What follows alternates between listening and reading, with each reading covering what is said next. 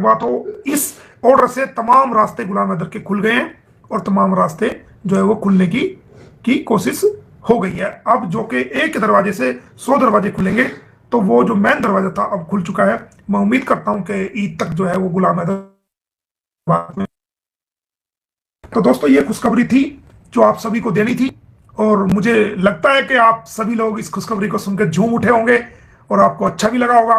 और एक नई शुरुआत, एक नई कोशिश से हम ये करेंगे। हमारे रास्ते में बहुत से लोग कहते हैं मोमिन मलिक सर क्या किया आपने, तो भाई मैं तो आपको बता देता हूं कि मैंने शायद कुछ ना किया हो, शायद मैं कुछ ना कर पाया हूं, क्योंकि बड़ाई करना, खुद की बड़ाई करना और खुद को अपने आप को साबित करना सवाल नहीं है। सवाल किसी इंसान को, ऐसे इंसान को जो मजबूर बाप है, उसको इंसाफ दिलाना है।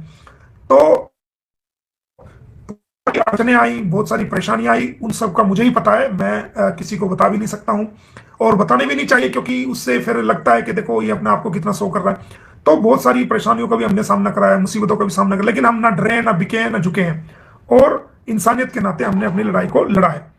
अब आप देखना चाहोगे वो ऑर्डर, तो मैं आपको फोन में दिखा भी दूंगा और मेरे पास वो मौजूद भी है। और ये एक ही बहुत ही अच्छा एक मैसेज गया है कि कम से कम जो है, जो एक परेशानी का सबब था वो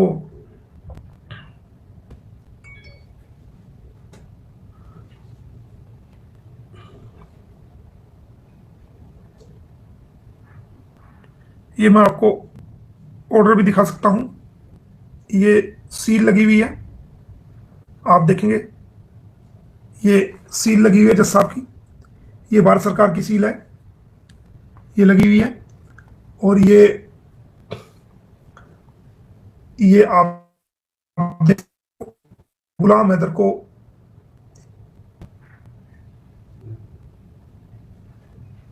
गुलाम हैदर, ये देख लो गुलाम हैदर, ये गुलाम हैदर के ऑर्डर हैं जो कि गुलाम हैदर को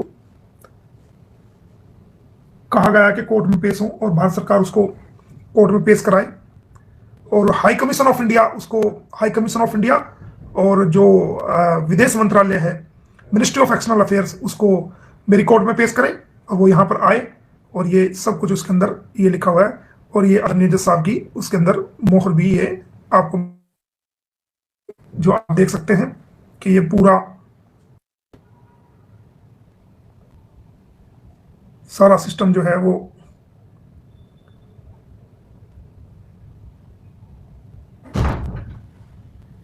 ये आप देख सकते हैं। तो ये एक बहुत बड़ी खबर है और बहुत अच्छी कामयाबी है। और इसके बाद मैं आपको जल्दी ही, एक दो दिन में, एक और बड़ी अपडेट दूंगा आपको। तो जो डांस और जो खुशी का जो माहौल था वो देखना कैसे वो रोने पीटने में और गम में बदल जाएगा।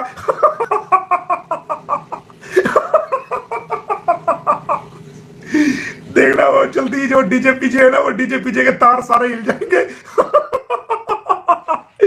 वो डीजे डीजे दिखा के दुनिया को दिखा रहे थे देखो हमारे पे कोई फर्क नहीं पड़ रहा और हम तो नाच रहे हैं, गा रहे हैं, ये कर रहे हैं, वो कर रहे हैं, लेकिन वो डीजे के तार काट लेगा मोमिन मलिक। वो डीजे के तार उड़ गए भाई।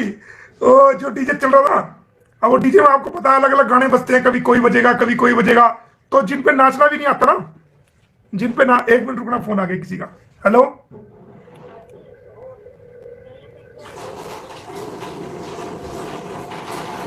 एक मिनट, एक मिनट रुको, मैं एक सेकंड में अभी अभी बताता हूँ, होल्ड करो, ले बताए इसको, बता दे, फोन पे बता दे, फोन पे बता दे। तो वो जब वो डीजे बजता है ना, तो जिन लोगों को नाचना भी नहीं आता ना, वो भी जो ना उल्टे सीधे हाथ पांव मारने शुरू कर देते हैं कि हाँ जैसे वो नाच रहे हैं, मतलब एक्टिंग करके दिखाते हैं हाँ हम नाच रहे हैं। और वो कहते, और उनके बयान क्या होते हैं, हाँ, जल रहे हैं, फूक रहे हैं, हम तो नाच रहे हैं, दुनिया को फर्क नहीं पड़ रहा, ये नहीं पड़ रहा। अरे भाई तुम्हारा डीजे का तार काट के ले गए हम।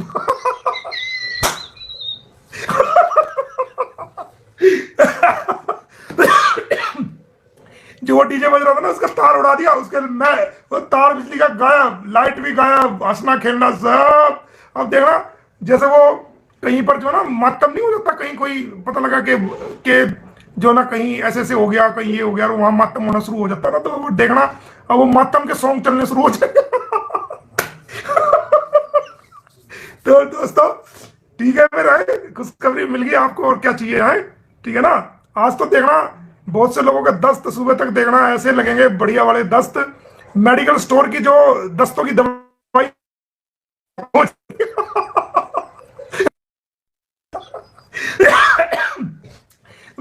मेडिकल स्टोर में जो दस्तों की दवाई मिलती है जुलाब की, वो भी कम पड़ेगी आज तो बहुत से लोगों के लिए। तो ठीक है दोस्तों, फिर आए करो ऐश है। आपको हमने खुशखबरी बता दी, और लिखित में आदेश पास हुए बाकायदा, हमने आपको दिखाया। पूरा पूरा नहीं दिखाया क्योंकि ज्यादा दस्त लग गए तो हॉस्पिटल में एडमिट होना पड़े।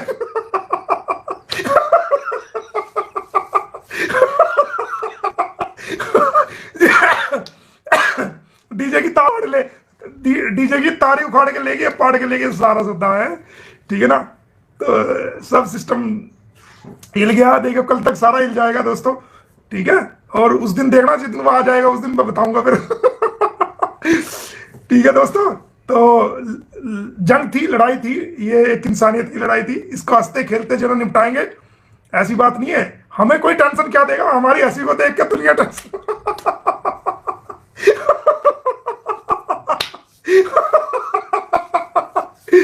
तो ठीक है दोस्तों, है फिर मिलते हैं एक दो दिन में नई अपडेट के साथ।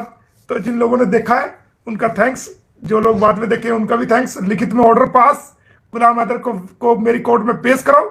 विदेश मंत्रालय को ऑर्डर, भारतीय दूतावास को ऑर्डर दे दिए गए कि मेरी कोर्ट में पेश करो गुलाम हैदर को। और गुलाम हैदर भारत में आएगा ही आएगा, और आते ही ईद तक भी उम्मीद है, ईद से पहले पहले बुला लिया है, ईद तक का समय दिया है। तो हो सकता है वो भारत में आकर के जो है अपने बच्चों के साथ ईद मनाए, ऐसा मेरा मानना है। और जो अड़चने वड़चने थी सब वो अब दूर हो गई हैं। अब कह रही थी ना अपने पति को, अब कल इसकी स्टेटमेंट देखी, कह रही थी के वो तो आतंकवादी है, वो तो ये है, वो तो अबे आतंकवादी के, अगर तू गुलाम हैदर को कह रही है कि वो आतंकवादी है, वो दहशतगर्द है, तो तू इतने साल दहशतगर्द के साथ रही तो तू क्या हुई? अगर तू दहशतगर्द के साथ रही है तो दहशतगर्द के साथ रहने वाला आदमी भी तो अपराधी होता है।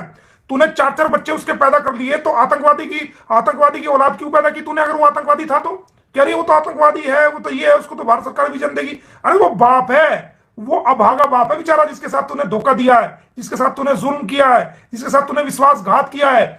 जो कि कोई भी पति अब अपने बच्चों को छोड़कर, अपनी बीवी को छोड़कर, अपनी धन दौलत छोड़कर विदेश में कमाना जाएगा तो वो डरेगा कि कहीं ऐसा ना हो कि ये सीमा वाला हाल कर दे।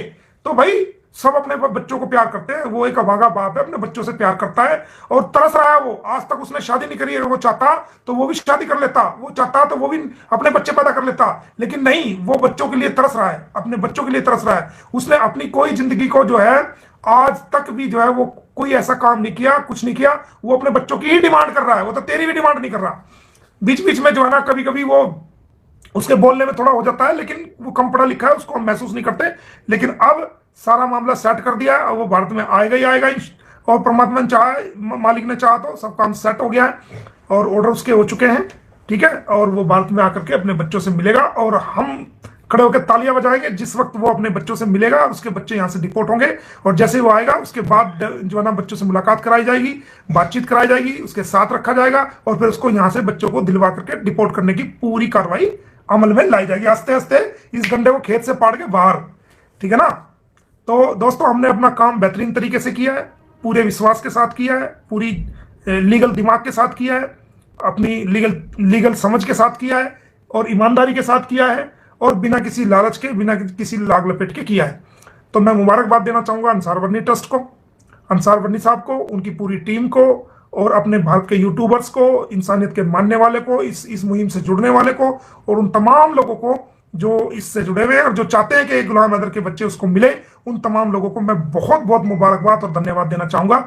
तो इसी शुभकामनाओं के साथ कि वो आए, अच्छी उम्मीदों के साथ, जो ऑर्डर्स है वो पास हो गए हैं और वो ऑर्डर्स जो है वो हम उसको पाइपलाइन में है और वो ऑर्डर की कॉपी मैंने पूरी तो नहीं दिखाई लेकिन मैंने दिखा दिया। कुछ लोग ये कहेंगे जी पूरी नहीं दिखाई, पढ़ के बता दिया। क्यों दिखाएं पूरी, किस लिए दिखाएं? तू कौन होता है पूरी देखने वाला? नहीं दिखाते, बता दिया। और मेरा बताया हुआ बयान मेरा ऑफिशियल बयान है और जो भारत सरकार को जो है ऑर्डर यहाँ से